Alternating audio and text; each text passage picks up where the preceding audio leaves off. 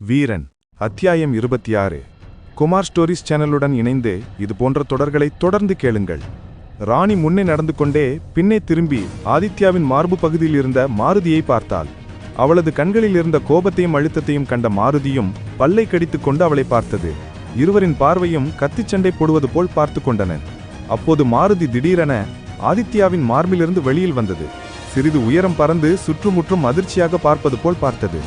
அது திடீரென ராணியை கடந்து முன்னோக்கி சிறிது தூரம் சென்றது. அந்த திசையை உற்று பார்த்தது. பிறகு ஆதித்யாவின் இடதுபுறத்தில் சிறிது தூரம் சென்று உற்று பார்த்தது. வலதுபுறமும் சென்று சிறிது தூரம் உற்று பார்த்தது. எதையோ தேடுவது போல் அது சுற்றி பார்த்துவிட்டு ஆதித்யாவின் அருகில் வந்தது. ஆதித்யாவும் மனது மூலமாக அதன் உணர்வுகளை புரிந்து கொண்டான். அது எதையோ தேடுவது போல் உணர்ந்தவன் போ என்று அவனை மாற்றி செயல்படுத்த அது சென்று வந்தது. முக்கோணம் போல் 3 திசைகளிலும் வேகமாக சென்று கொண்டே இருந்தது. நடுவே ராணி மற்றும் ஆதித்யா அதனையே பார்த்து கொண்டிருந்தனர். திடீரென அது போன வேகத்தில் அந்த இடத்தில் ஒரு முக்கோணம் போன்ற சக்தி உருவாக தொடங்கியது. என்ன செய்து என்று தட்சகனிடம் ஆதித்யா கேட்டான். தெரியல, மாருதிக்கு காடு பழக்கமானது போல இருக்கு, அதனால அது எதையோ தெரிஞ்சுக்க நினைக்கிறது என்றது. என்ன சொல்றீங்க, இது ஆபத்தா என்றான் நான். மாருதி தான் சொல்லணும் அதுக்கு பதில் என்றது தட்சகன். அது அவ்வாறு செய்து கொண்டே இருக்க இவர்கள் நின்ற இடத்தில் ஒரு நீல நிற வெளிச்சம் தோன்றியது. உடனே ஆதித்யா, ராணி மற்றும் மாருதி மூவரும் தரையில் தோன்றிய நீல நிற ஒளிக்குள் விழுந்தன. அந்த ஒளிக்குள் விழுந்தவர்கள் நேரடியாக ஒளியின் மூலமாக ஒரு இடத்தில் வந்து விழுந்தனர். ஆதித்யா கீழே விழுந்து மண்டியிட்டிருக்கையில் அதே நேரம் ராணி தன் கத்தியில் நின்றவாறே பறந்து வந்து கீழே இறங்கினார். இருவரும் தங்களை சரிப்படுத்திக் கொண்டு எதிரே பார்க்க மிகப்பெரிய அரண்மனை போன்ற கட்டிடத்தை கண்டனர். அவர்கள் நிற்கும் இடையில் ஒரு மிகப்பெரிய குகை போல் இருந்தது. அந்த குகைக்குள் கிட்டத்தட்ட 400 மீட்டருக்கு மேல் ஓங்கி நிற்கும் சிலைகள் இருபுறம் இருக்க அதிலிருந்து சிறிது தூரத்தில் ஒரு மாபெரும் அரண்மனை தென்பட்டது. அதனை பார்த்து வியந்த ஆதித்யாவும் ராணியும், என்ன அரண்மனை, இது போன்ற அரண்மனை இதுக்கு முன்னாடி நான் பார்த்ததில்லையே என்று ராணி கூறினார். ஆதித்யாவுக்கு வார்த்தையே வரவில்லை. இப்ப மாருதி நம்மளை இங்கே அழைச்சிட்டு வந்திருக்கு என்று ஆச்சரியமாக பார்த்தான். அந்த அரண்மனை முழுவதும் இருளில் இருப்பதாக தெரிந்தது. ஆனால் அந்த அரண்மனை இவர்களுக்கு நன்றாக காட்சியளித்தது. எந்த ஒரு வெளிச்சமும் இல்லாமல் அந்த அரண்மனையின் முழு உருவத்தையும் அவர்களால் காண முடிந்தது. அதே சமயம் அரண்மனைக்குள் இருக்கும் இருளின் சக்தியையும் உணர முடிந்தது. அப்போது ராணி ஆதித்யாவின் அருகில் வந்து, ஆதித்யா, இந்த அரண்மனை என்ற எதுவும் உனக்கு தெரியுமா என்றார். ஏனெனில் இந்த இடத்திற்கு அழைத்து வந்தது மாருதிதான் என்று அவளுக்கு தெரியும். ஆகையால் மாருதியின் மூலமாக எதுவும் ஆதித்யாவுக்கு தெரியுமா என்று அறிந்து கொள்ளவே அவள் கேட்டாள். அதற்கு ஆதித்யா இல்லை என்பது போல் தலையாட்டினான். ஆனா இதுக்குள்ள போகணும்னு இது சொல்லுது என்று மாருதியை காட்டி கூறினான். மாருதியும் தன் 2 கண்களையும் சிமிட்டி தன் வாளை ஆட்டி முன்னேறி செல்லலாம் என்று கூறுவது போல் உற்சாகமாக இருந்தது. ஆபத்து இருக்குமா என்று ராணி கேட்டார். அதற்கு ஆம் என தலையாட்டியது. உடனே ராணி கைகளை நீட்டி ஆதித்யாவை பிடித்தவள், ஒரு நிமிடம் இரு ஆதித்யா என்றவர் மாருதியிடம், உள்ளே ஆபத்து இருக்குன்னு சொல்ற, அப்புறம் எதுக்கு உள்ள போகணும்னு சொல்ற என்று கேட்டார். அதற்கு ராணியை முளைத்தவள் ஆதித்யாவின் கன்னங்களை போய் தடவிக்கொண்டு தனது மனது மூலமாக அவனுக்கு செய்தி அனுப்பியது. அதை அறிந்த ஆதித்யா ஒரு நிமிடம் மதித்து போய் மாருதியை பார்த்து, என்ன உண்மையாவா என்றான். அவனது குரலில் இருந்த அதிர்ச்சியை கேட்ட ராணி, என்னாச்சு, என்ன சொன்னது உங்ககிட்ட இப்ப என்று அவள் ஆதித்யாவிடம் விசாரித்தார். இதனுடைய சிறுவயது இருப்பிட நகரமாம் என்றான். என்ன என்று அதிர்ச்சியாக அவள் அந்த மாபெரும் கோட்டையை பார்த்தாள். இந்த அரண்மனையில தான் இது சின்ன பிள்ளையிலிருந்து இருந்துச்சா? ஆனா இந்த கோட்டை பல 100 ஆண்டுகளாக இங்கு பதிந்திருக்கிற மாதிரி தெரியுதே, அப்படி இருக்கிறப்ப எப்படி என்று சந்தேகமாக அவள் கேட்க ஆதித்யா ராணியை பார்த்து, இது அப்படிதான் என்கிட்ட சொன்னது என்றான். பிறகு ராணி, உண்மையை சொல்ல ஆதித்யா, உன்னுடைய வளர்ப்பு மிருகம் எந்த வகையை சேர்ந்தது, அதோட பேர் என்ன என்று கேட்க ஆதித்யா அந்த அரண்மனையின் மீது இருந்த அதிர்ச்சியிலும் பிரமிப்பிலும் அதை பார்த்து கொண்டே அது பேரு மாருதி என்று கூறி தொடர்ந்து அதை பார்த்து கொண்டிருந்தான். அவன் சாதாரணமாக அதன் பெயர் மாருதி என்று கூறியதும் ராணியின் கையில் இருந்த கத்தி நடுங்க தொடங்கியது. என்ன இதுதான் அந்த தெய்வீக சக்தி படைத்த மிகவும் புகழ்பெற்ற மாருதியா என்று அவள் அதிர்ச்சியாக கேட்டாள். அவள் அவ்வாறு அதிர்ச்சியாக கேட்டவுடன் தான் ஆதித்யா அவள் பக்கம் திரும்பி தான் செய்ததை நினைத்து தன் நாக்கை கடித்தவன், இதை சொல்லக்கூடாது என்று தட்சகன் சொன்னாரே, வாய் தவறி கூறிட்டேன் என்று கூறுவதற்குள் ஆதித்யாவின் உடலில் ஒரு அதிராவு சக்தி பரவி மீண்டும் மடங்குவதை உணர்ந்தான். அந்த சக்தி ஆதித்யாவை ஒரு நொடி உலுக்கியது. உள்ளே தட்சகன் தான் தன் கோபத்தை வெளிப்படுத்தியது. உடனே ஆதித்யா, என்னை மன்னிச்சிடுங்க, நான் ஏதோ இந்த அரண்மனையை ஆர்வமா பார்த்திருந்ததுனால வாய் தவறி சொல்லிட்டேன் என்று மனதுக்குள் தட்சகனுக்கு சபதம் கூறிவிட்டு ராணி பக்கம் திரும்பி அவளிடம், ஆமாம், இதை பற்றி யாரிடமும் நீ கூறாதே என்றான். உடனே ராணி, இத பற்றி ஏன் என்கிட்ட முன்னாடியே சொல்லல என்றாள். எப்படி? நீங்க யாரு என்னன்னு எனக்கு தெரியாது. உங்கள்கிட்ட எப்படி நான் எல்லாத்தையும் சொல்ல முடியும் என்றான். அதற்கு ராணி முறைப்பான பார்வையுடன் ஆதித்யாவை பார்த்துவிட்டு பிறகு மாருதி பக்கம் திரும்பினார். மாருதியிடம், என்ன மன்னிச்சிடுங்க, இதுக்கு முன்னாடி உங்களை தாக்குனருக்கு என்று கேட்டார். உடனே மாருதி தன் நாக்கை வெளியிட்டு ஒரு மாதிரியான கிண்டலை வெளியிட்டது. பிறகு தன் தலையை தூக்கி திருப்பிக் கொண்டது. வெடுக்கென ராணிக்கு என்ன சொல்வதென்றே தெரியவில்லை. அவள் பிறகு ஆதித்யாவை பார்த்து, சரி உள்ளே போகலாம் என்றாள்.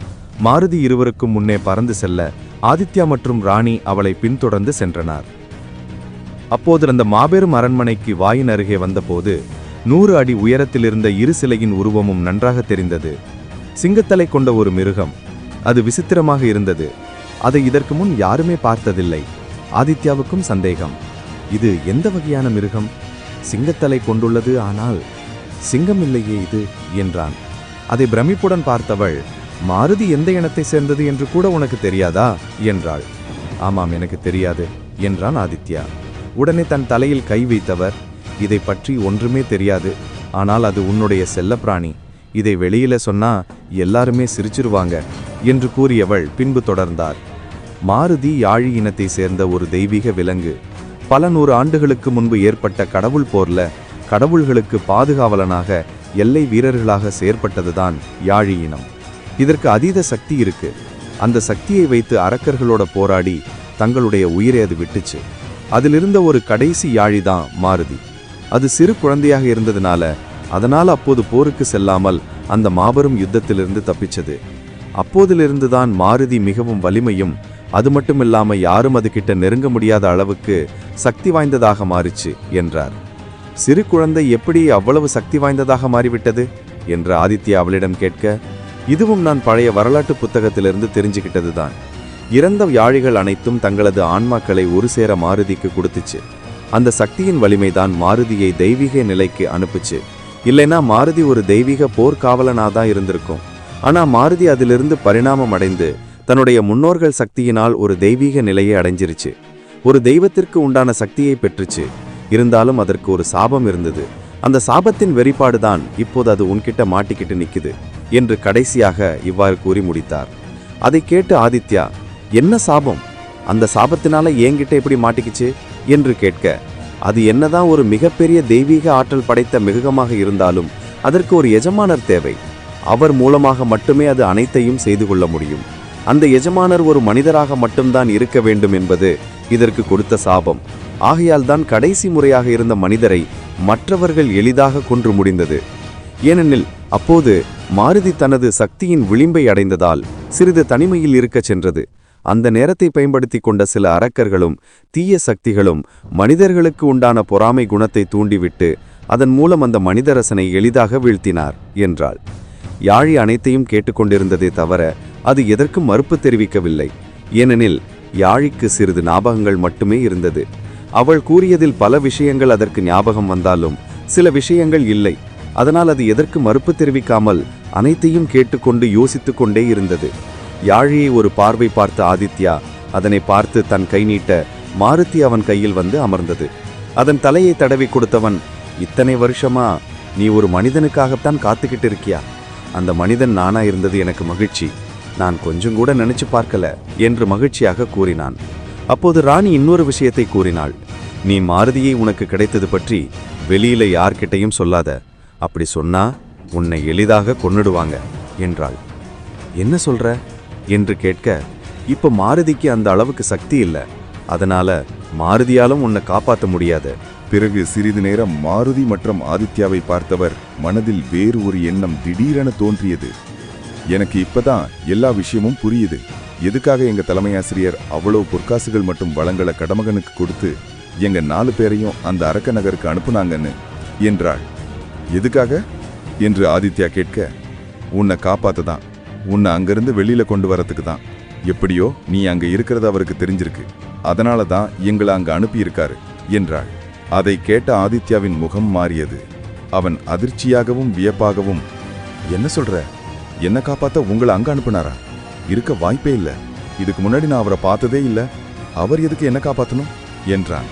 அதற்கு ராணி, ஆதித்யா, உனக்கு பல விஷயம் தெரியாம இருக்கு. அதெல்லாம் நீ ஒவ்வொன்னா தெரிஞ்சுக்க. ஆனா ஒண்ணு மட்டும் தெரிஞ்சுக்க, உன்னை வைத்து இந்த உலகம் பல மர்மமான செயல்களை செய்ய காத்திருக்கு. அது மட்டும் என்னால சொல்ல முடியும் என்றார். ராணி கூறியதை கேட்டதும் ஆதித்யாவுக்கு ஒரு நிமிடம் உடல் சிலிர்த்து பிறங்க அடங்கியது. ஐயோ, என்னென்னமோ சொல்ற, எனக்கு பயமா இருக்கே என்று கூறியவன் அவளை பார்த்து, இந்த மாதிரியெல்லாம் என்கிட்ட பயமுறுத்தும் வார்த்தைகளை சொல்லாதீங்க. எனக்கு எந்த ஒரு சக்தியும் வரலன்னு சொல்லிதான் என்னை என் கிராமத்தை விட்டு வெளியில அழைச்சிட்டு வந்தாங்க. இப்ப என்னன்னா இந்த உலகத்துல ஏமாலி நிறைய விஷயம் நடக்க வேண்டியது இருக்குங்கிறீங்க. இதெல்லாம் வெளியில சொல்லாதீங்க, சிரிச்சிடுவாங்க என்றான். அதற்கு மீண்டும் தொடர்ந்த ராணி, ஆதித்யா, உண்மையான மனித ரத்தம் என்பது இந்த உலகத்துல யாருக்குமே கிடையாது என்றாள். அதை கேட்ட ஆதித்யா அவளை கீழே இருந்து மேல் வரை பார்த்தவன், என்ன விளையாடுறீங்களா? நீங்களும் மனுஷ பிறவிதானே?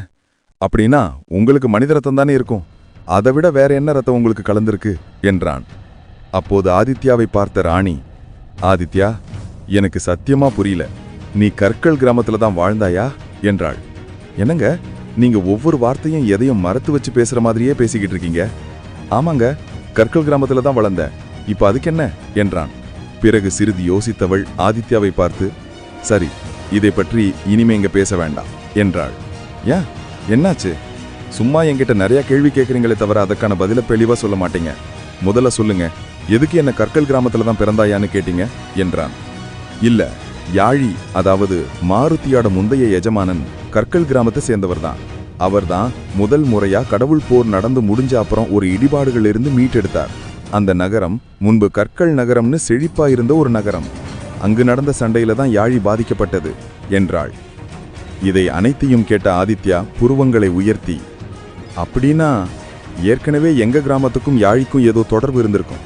அதனாலதான் இப்ப மாருதி என தேர்ந்தெடுத்திருக்கு, அப்படித்தானே என்றான். ஆமாம் என்றவள் எதையோ யோசித்து, பாரு, சரி, இதுக்கப்புறம் நீ எதையும் தெரிஞ்சுக்க வேண்டாம். தெரிஞ்சுக்கிட்டா அது உனக்கு தான் பிரச்சனை என்றாள். ஏற்கனவே நான் பிரச்சனைக்குள்ளதான் இருக்கேன், இதுக்கு மேலேயும் பிரச்சனை வரணுமா? ஆமாம், உன்னோட விஷயம் வெளியில போச்சுன்னா உண்மையான பிரச்சனை என்னங்கிறது அப்ப தெரியும் என்று கூறியவள் மாருதியை பார்த்தாள். மாருதி கதவு அருகே சென்று மோப்பம் பிடித்து கொண்டிருந்தது. அந்த கதவு கிட்டத்தட்ட 15 to 20 அடி உயரம் இருக்கும் கதவாக இருந்தது. அதில் இருக்கும் முத்திரைகள் மற்றும் உருவங்கள் அனைத்தும் வித்தியாசமான மிகவும் பழங்கால எழுத்துக்களை சேர்ந்தது போலிருந்தது. தட்சகன் அப்போது ஆதித்யாவிடம் பேசத் தொடங்கியது. தட்சகன், ஆதித்யா, இங்கு 2 வகையான சக்திகள் தென்படுகிறது என்றது. உடனே ஆதித்யா, சொல்லுங்க தட்சகன், எந்த மாதிரியான சக்திகள் என்று கேட்க, இங்கு இறப்பு சக்தியும் இருக்கு, பிறப்பு சக்தியும் இருக்கு. ஆனா நம்ம போற வழியில எந்த சக்தி இடையூறு பண்ணணும்னு தெரியல. பிறப்பின் சக்தியாக இருந்தா அது நமக்கு நல்லது, அதுவே இறப்பின் சக்தியாக இருந்தா அது நம்ம எல்லாருக்குமே பிரச்சனை தான் என்றது. ஏன் அப்படி சொல்றீங்க என்று கேட்டான். அதற்கு தட்சகன், எதற்கும் நீ ஜாக்கிரதையாக இரு என்று மட்டுமே கூறியது. பிறகு ஆதித்யாவை திரும்பி பார்த்த மாருதி வேகமாக ஆதித்யாவின் ஆன்மா கடலுக்குள் சென்றது. அது மீண்டும் ஆதித்யாவின் உடலுக்குள் செல்லவும் அவன் தனது ஆன்மா சக்தி மூலமாக என்ன செய்யணும் என்று கேட்டான். அது தன் சக்தியையும் ஆதித்யாவின் சக்தியையும் ஒன்று சேர்ப்பது போல் சக்தியை ஆன்மா கடலுக்குள் அது செலுத்த, ஆதித்யாவின் நெற்றியில் இப்போது மாருதியுடன் இணைக்கப்பட்ட அந்த இணைப்பு முத்திரை தோன்றியது. திடீரென அந்த முத்திரையிலிருந்து ஒரு ஒளி அந்த மாபெரும் கதவில் இருக்கும் ஒரு துவாரத்தில் பட, அந்த துவாரத்தில் ஒரு தங்கச்சாவி போன்ற அமைப்பு தானாக உருவாகி அந்த கதவை திறப்பது போல சத்தங்கள் விட்டன. அதை பார்த்த ராணிக்கு பிரமிப்பாகவும் இருந்தது. அதே நேரம் தான் காண்பது கனவா நனவா யாழி நகருக்குள் செல்லப்போகிறோம் என்ற ஒரு ஆனந்தமும் இருந்தது. கதவு திறந்த பிறகு மாருதி மீண்டும் ஆதித்யாவின் உடலில் இருந்து வெளிவந்தது. ஆவலாகவும் ஆசையாகவும் அது அந்த நகரத்துக்குள் பறந்து சென்றது. அதை பின்தொடர்ந்து ஆதித்யா மற்றும் ராணி இருவரும் சென்றனர்.